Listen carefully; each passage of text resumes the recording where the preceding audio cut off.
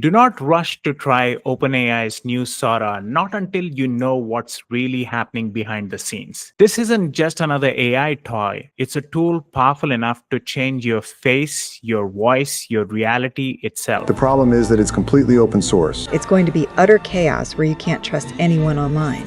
So, we need to be ready. Before you try it, you need to understand what it can do in general and especially what it can do to you. When the first version of Sora dropped in early 2024, it completely redefined what was possible with AI video generation. It could turn a single line of text into stunning cinematic clip with realistic movement, lighting, and storytelling with a text prompt. It felt like magic, like we had finally stepped into the future of filmmaking. But it also had limits. It could only make short clips, there was no sound, and the realism sometimes broke when things got too complicated. Fast forward to 2025, and OpenAI drops Sora 2. And this thing, it's not just better, it's alive. Sora 2 can generate long form, consistent, cinematic quality films with full sound, smooth camera movement, and shockingly accurate physics. It doesn't just render what you describe, it understands the logic of the scene. A falling object behaves like it should. Shadows move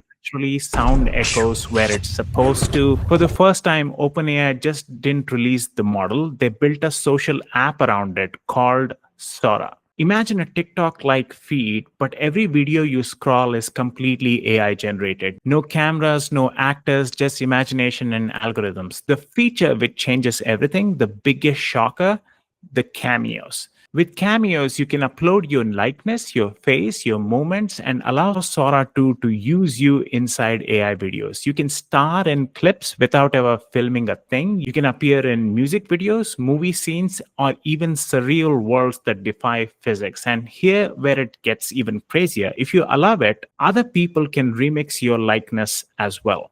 They can cast you in their creations, build new stories with your digital twin, use your face in ways you might not even imagine. OpenAI says you can revoke it anytime. But let's be honest, once your likeness is out there, it's out there. That's the real innovation and the real danger. For the first time, your identity itself becomes a form of content. And this is where things get complicated. The idea of licensing your identity sounds futuristic, but it also opens up a box of problems we have never had before. First, ownership.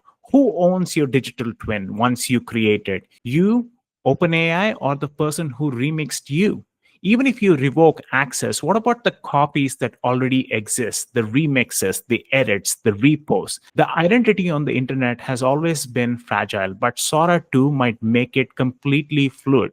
Second, copyright. Sora 2 can effortlessly create videos that include recognizable characters, logos, or designs within days of launch. Creators started posting AI generated clips featuring everything from Marvel heroes to Disney worlds. It's impressive and terrifying. Studios are already pushing back, arguing that this crosses the line between inspiration and theft. Third, misinformation. Sora 2's realism is next level. It can generate people, events, speeches that never happened and make them look real. If you thought deepfakes were bad before, imagine an app where anyone can make ultra realistic video evidence of anything. And OpenAI insists it added strict safety filters and watermarking. But early users have already reported clips that bypass those systems. And finally, social behavior. We used to post photos and videos to share real moments. Now, platforms like Sora invite us to share synthetic ones. That's a complete flip from documenting reality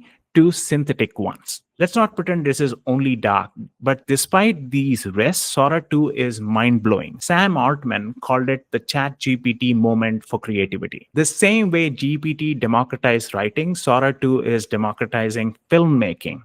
But really, it's not really filmmaking, it's content creation.